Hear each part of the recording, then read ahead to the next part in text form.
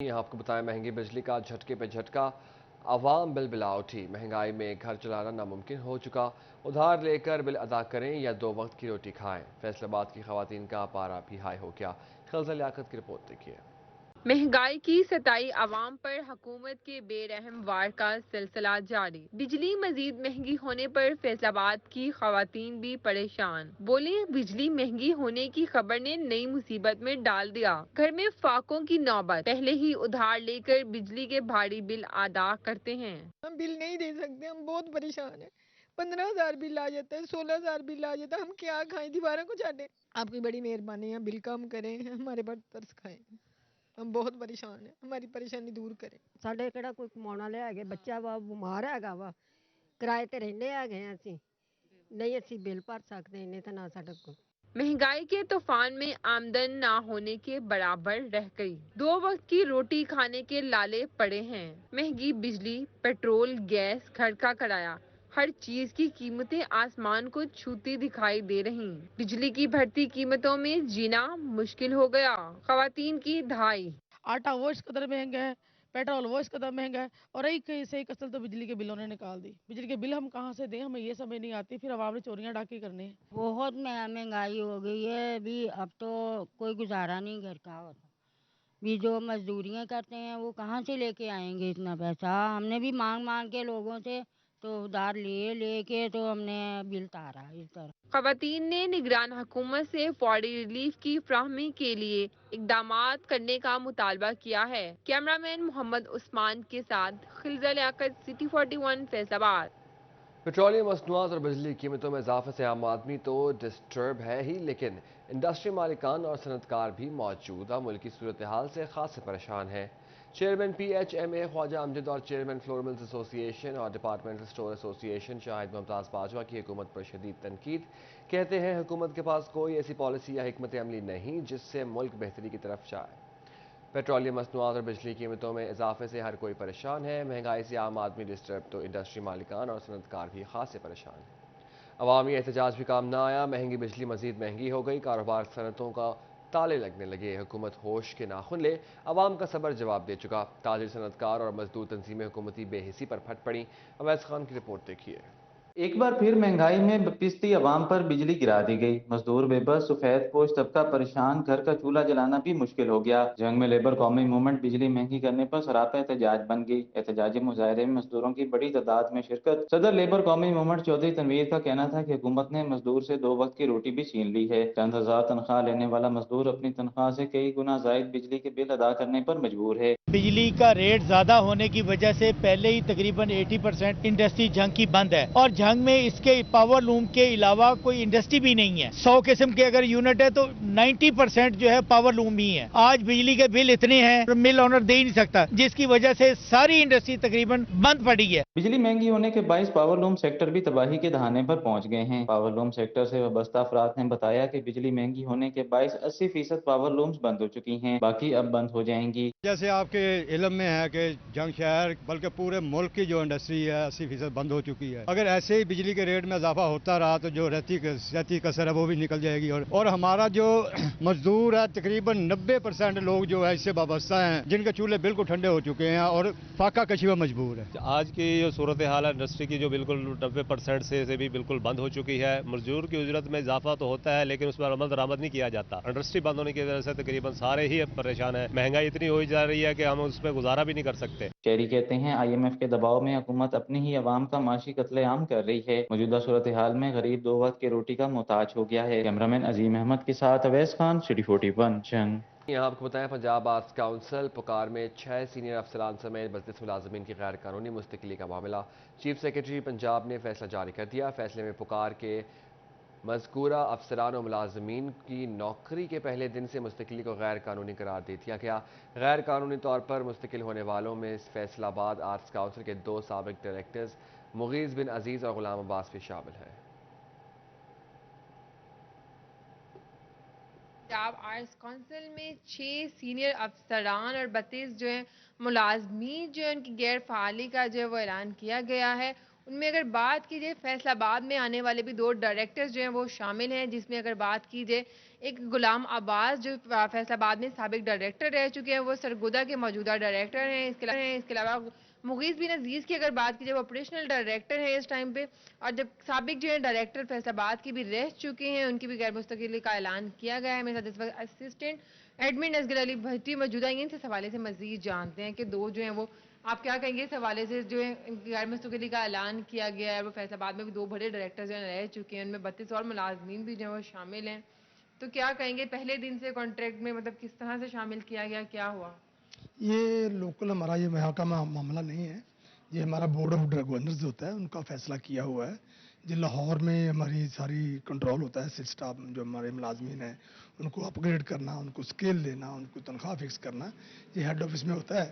وہاں کچھ حکم رہ گیا ہے، اس کو کسی ساتھیوں نے چیلنج کیا ہوا ہے، وہ سیکرٹری صاحب کے پاس شنوائی کے پاس گیا ہوا کیس ہے، اس میں ابھی کوئی فائنل نہیں ہوا، وہ دیکھ رہے ہیں، چیف سیکرٹری صاحب بھی انوالو ہیں، وہ دیکھ رہے ہیں کہ معاملہ ایسا کیوں ہوا اور کیسے ہوا۔ اگر درست ہوا تو اس کو قائم کر دیں گے، اگر اس میں کچھ حکم ہوا دور کر دیں گے، کوئی مسئلہ نہیں ہے ایسا۔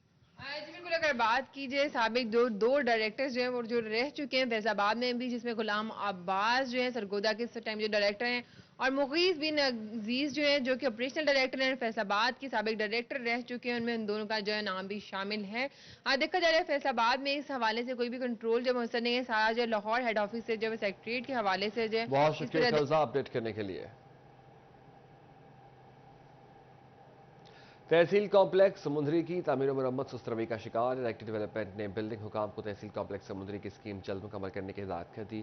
مزید تفصیلات جانتے ہیں عمران اسلم سے۔ جی عمران بتائیے گا۔ جی بالکل، تحصیل آفس کمپلیکس سمندری کی اسکیم سست روی کا شکار ہے۔ ڈائریکٹر ڈیولپمنٹ کی جانب سے ایس سی محکمہ بلڈنگ فیصل آباد کو مراسلہ لکھا گیا ہے۔ مراسلے میں ہدایات جاری کی گئی ہیں کہ مالی سال 2023 اور 24 کے لیے تحصیل کمپلیکس سمندری کے لیے 4 کروڑ سے زائد کے فنڈ مختص کیے گئے ہیں۔ ابھی جو ہے وہ مالی سال 2023 اور 24 کے لیے تحصیل کمپلیکس سمندری کی اسکیم کو بروقت مکمل کرنے کی ہدایات جاری کی گئی ہیں۔ ڈائریکٹر ڈیولپمنٹ کی جانب سے بلڈنگ حکام کو ہدایات جاری کی گئی ہیں کہ مالی سال 2023 اور 24 کی اسکیم کو بروقت مکمل کیا جائے، اور تاحال اس کا جو پیس آف ورک ہے وہ سست روی کا شکار ہے، اور ڈائریکٹر ڈیولپمنٹ کی جانب سے بلڈنگ حکام کو تمام تر پروگریس بہت رپورٹ جو ہے۔ شکریہ اپڈیٹ کرنے کے لیے عمران۔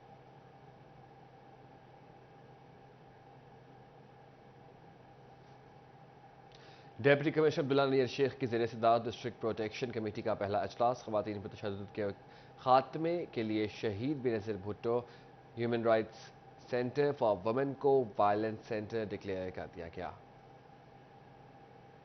بات کریں گے اسی حوالے سے وقاص بیگ سے۔ جی وقاص بتائیے گا۔ جی بالکل، ڈپٹی کمشنر فیصل آباد عبداللہ نیر شیخ کی زیر صدارت ڈسٹرکٹ پروٹیکشن کمیٹی کا پہلا اجلاس آج منعقد ہوا ہے۔ اجلاس میں خواتین کے خلاف تشدد کے خاتمے کے حوالے سے پروٹیکشن سینٹر کے قیام کے امور کا جائزہ لیا گیا ہے، اور اس کے ساتھ ساتھ شہید Benazir Bhutto human rights centre for women کو وائلنس سینٹر جو ہے ڈکلیئر کر دیا گیا۔ اس حوالے سے میں بتاتا چلوں کہ عبداللہ نیر شیخ کی جانب سے ایک کمیٹی تشکیل دی گئی ہے، اور تشکیل کردہ کمیٹی سینٹر کے تمام اموات کی مانیٹرنگ کرے گی، جبکہ ڈپٹی کمشنر خود کمیٹی کے چیئرمین ہوں گے، اور اس کے ساتھ ساتھ سی پی O Faisalabad, C O health authority, local government, social welfare, district public prosecutor سمیت 4 نان آفیسر ممبر جو ہیں وہ بھی اس کمیٹی کا حصہ ہوں گے۔ ڈپٹی کمشنر عبداللہ نیر شیخ کا اس حوالے سے کہنا تھا کہ خواتین پر تشدد اب نہیں کے سلوگن پر کام نہ صرف کیا جائے گا، بلکہ تشدد کے شکار خواتین کو ریسکیو کر کے قانونی امداد جو ہے وہ بھی فراہم کی جائے گی۔ اور یہ بہت تمام شکریہ اپڈیٹ کرنے کے لیے۔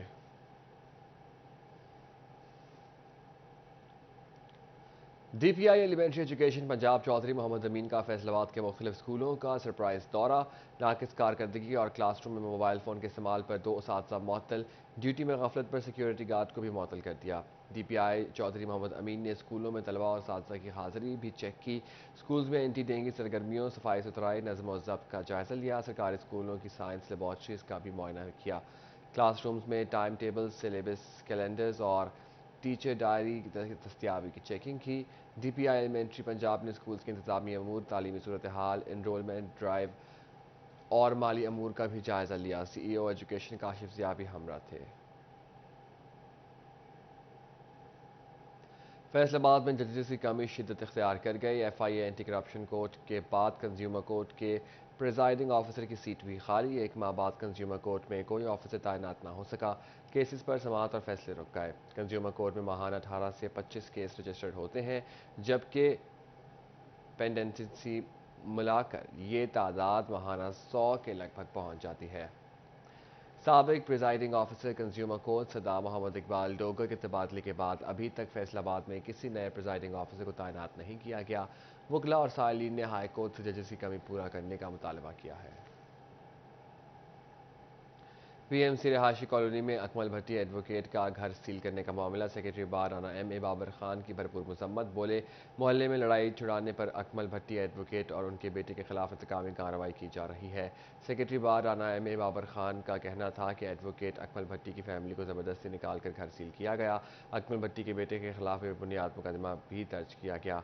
राना एम.ए. बाबर का कहना था कि बेबुनियाद मुकदमा फौरी खारिज किया जाए। तमाम वकला कम्यूनिटी अकमल भट्टी के साथ खड़ी है। अगर मुतालबात तस्लीम ना किए गए तो वकला रासत इकदाम उठाने पर मजबूर होंगे। एक वकील को गैर कानूनी और बगैर लाइसेंस इंक्वायरी के घर से निकाला गया। हम इंसाफ लेने के लिए आखिरी हद तक जाएंगे। क्यू सहूलियत पोर्टल पर रजिस्ट्रेशन का आखिरी रोज़। ऑनलाइन पोर्टल पर लेट रजिस्टर्ड होने वाले वकला 15 अक्टूबर तक पंजाब बार काउंसिल में अपनी अपील दायर कर सकेंगे, जिस पर पंजाब बार काउंसिल वकला का नाम वोटर लिस्ट में डालने ना डालने का फैसला करेगा। रजिस्ट्रेशन न करवाने वाले वकला वोट डालने के अहल नहीं होंगे।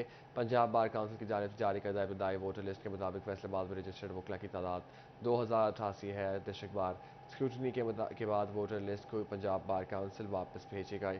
30 सितंबर को पंजाब बार काउंसिल सिक्योरिटी के अमल के बाद वाली वोटर लिस्ट शाया करेगी। रजिस्ट्रेशन ना कराने पर रजिस्टर्ड वोटर्स की तादाद आधे से भी कम रह जाएगी। ज़राए के मुताबिक पंजाब काउंसिल की जानिब से जारी करदा इब्तदाई वोटर लिस्ट में 1300 के लगभग वकला बार के नादहिंदा हैं, जिनके नाम वोटर लिस्ट से निकाल दिए गए हैं। बार निज़ाम बार के वाजिबात अदा करने पर वोटर लिस्ट में शामिल कर लिया जाएगा।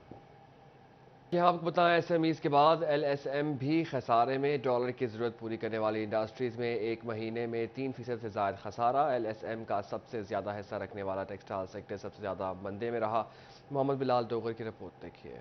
एसएमईज के बाद एलएमएस भी खसारे में चला गया। एलएमएस मुल्की ज़र मुबादला में सबसे अहम और मरकजी हैसियत रखता है। डॉलर की जरूरत पूरी करने वाली इंडस्ट्रीज को एक महीने में 3% से जायद खसारे का सामना करना पड़ा। माहाना 3.62% कमी हुई, जबकि सालाना 1.09% कमी का रुझान रहा। एलएसएम का सबसे ज्यादा हिस्सा रखने वाला टेक्सटाइल सेक्टर सबसे ज्यादा मंदे में रहा। 4.69% टेक्सटाइल लार्ज स्केल मैन्युफैक्चरर्स मनफी रुझान पर रहे। एक्सपोर्टर खालिद नदीम कहते हैं, हुकूमत को अपनी पॉलिसीज पर नजरसानी करना होगी। आखिर क्या वजह है कि बाकी मुल्क तरक्की कर रहे हैं और हमें नुकसान उठाना पड़ रहा है? एसएमई है, उनकी 13 से 14% तक डिक्लाइन हुई है। अब ये इम्पैक्ट आ गया है एलएसएम इंडस्ट्रीज के ऊपर, जो कि हमारे लिए मुल्क के लिए ज़र मुबादला के लिए रीढ़ की हड्डी है। इनका एक्सपोर्ट का डिक्लाइन होना ये बड़ा अलार्मिंग है, क्योंकि रेवेन्यू बाहर से डॉलर्स आएंगे तो हमारे जो मुल्क के ज़र मुबादला के ज़खायर बढ़ेंगे और इंडस्ट्री चलेगी। पैदावारी लागत बढ़ने की वजह से आलमी मार्केट में कामयाब होना और एक्सपोर्ट बढ़ाना मुमकिन नहीं रहा। हुकूमत को चाहिए कि मुआशी इस्तेहकाम और सरमायादारों का एतमाद बहाल करने के लिए इकदाम करे। कैमरामैन हसन चौहान के साथ मोहम्मद बिलाल डोगर, सिटी 41, फैसलाबाद। फैसलाबाद में इंडिपेंडेंट अस्पताल मरीजों में बीमारियां बांटने लगा। गैर मेयारी इंतजाम और मेयार पर नाकिस अमल दरामद। पंजाब हेल्थ केयर कमीशन ने अस्पताल के 5 ऑपरेशन थिएटर और ब्लड बैंक की सर्विस मुअत्तल कर दी। तफसीलात जारी सदार हुसैन की रिपोर्ट में। फैसलाबाद में इंडिपेंडेंट अस्पताल मरीजों में बीमारियां बांटने लगा। गैर मेयारी इंतजामात और मेयारात पर नाकस अमल दरामद। पंजाब हेल्थ केयर कमीशन ने अस्पताल के 5 ऑपरेशन थिएटर और ब्लड बैंक की सर्विस मुअत्तल कर दी। पंजाब हेल्थ केयर कमीशन ने सर्विस मुअत्तल से मुताल्लिक मोहर लगा दी। अस्पताल का ऑपरेशन थिएटर नंबर 1, 2, 3, 4, 6, 8 और अमराज चश्म का ऑपरेशन थिएटर शामिल है। गैर मेयारी इंतजामात और मेयारात पर नाकस अमल दरामद के हवाले से अस्पताल इंतजामिया ने मौक़िफ़ देने, फुटेजेस बनवाने से इनकार कर दिया। इससे कबल भी 2 खवातीन के गलत ऑपरेशन करने पर इंडिपेंडेंट अस्पताल के ऑपरेशन थिएटर को सील किया गया था। कैमरामैन इरफान मलिक के साथ अज़ादार हुसैन, सिटी 41, फैसलाबाद। फैसलाबाद में धान की फसल कटाई के करीब। पंजाब हुकूमत ने फसल का मुठ जलाने पर पाबंदी आयद कर दी। बात करेंगे इसी हवाले से अब्दुर्रहमान से। जी अब्दुर्रहमान बताइएगा।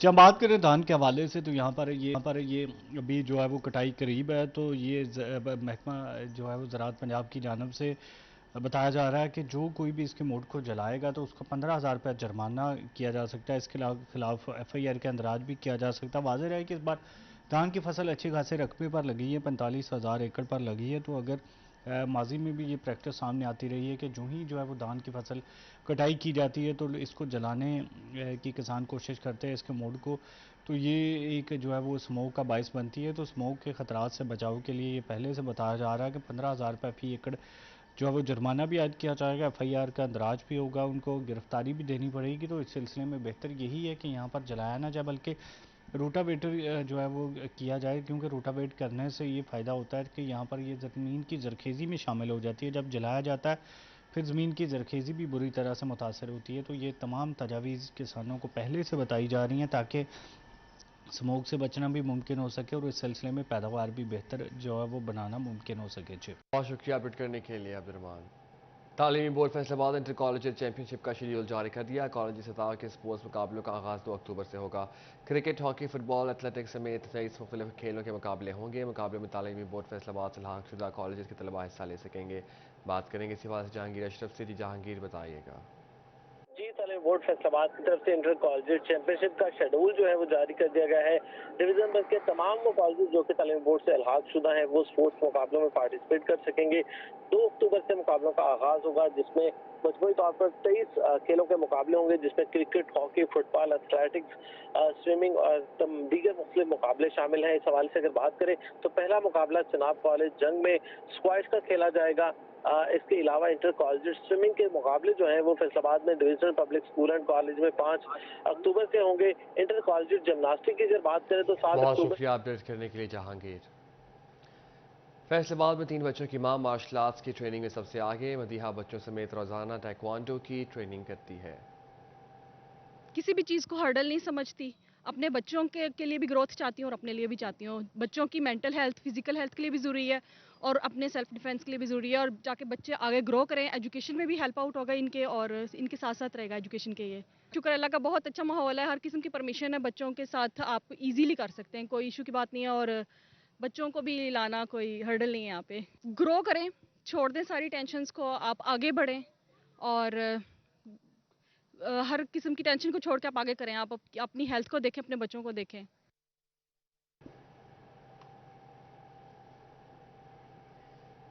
اسی کے ساتھ نیوز اسٹوڈیو سے فی الوقت اتنا ہے.